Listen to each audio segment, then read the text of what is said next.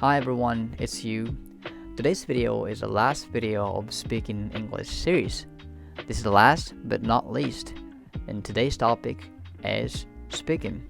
So in this video, we'll discuss how I have learned speaking English. How have I practiced speaking English?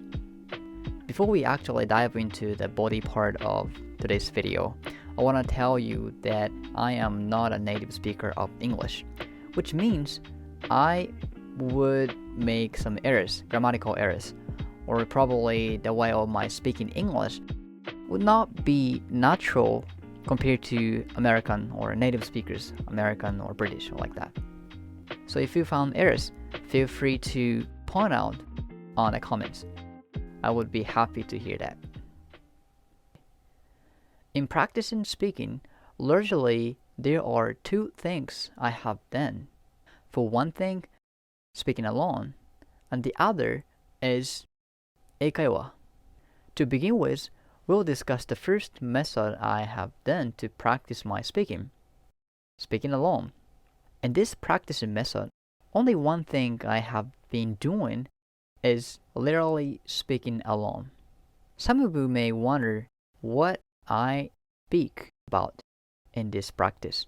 The answer is simple. Just anything that comes to your mind. Like for example, your hobbies, or if you are a student, you just speak about what you have learned from the lectures. What is good about speaking alone is that you can self-repair it. In other words, you can fix the sentence you have said as many times as you are satisfied. This is a huge difference between speaking alone and actual conversation. In real conversation, you do not have time to re-say it, even if you notice the mistakes or errors you made.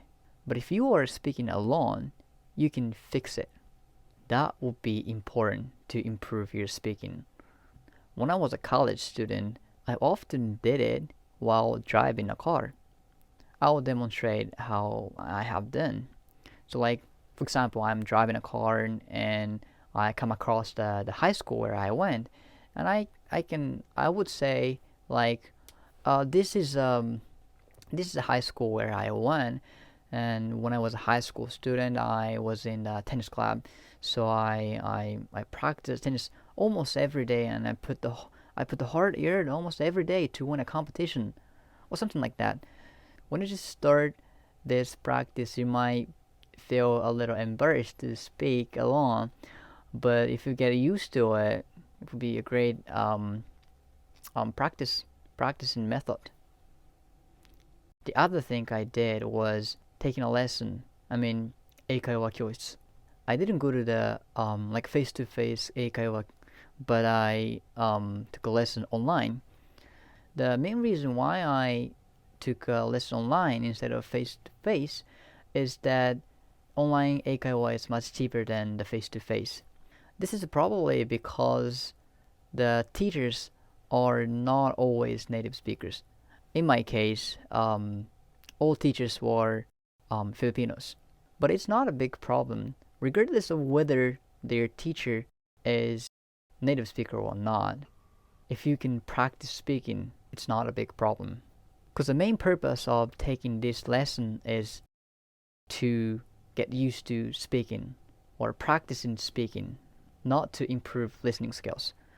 Of course, you can improve your listening skills, but it's secondary. The primary purpose is practicing speaking. So I took the online lessons almost every single day for 25 minutes a day. To wrap up, two things I did to improve my speaking are speaking alone and 英会話. These two things doesn't take you a lot of times. It won't be more than an hour, probably. So you need to do every single day. But these small practices will make a big difference in the future. Thank you for watching today's video. I hope my videos are living up to your expectations. See you in the next video. Peace.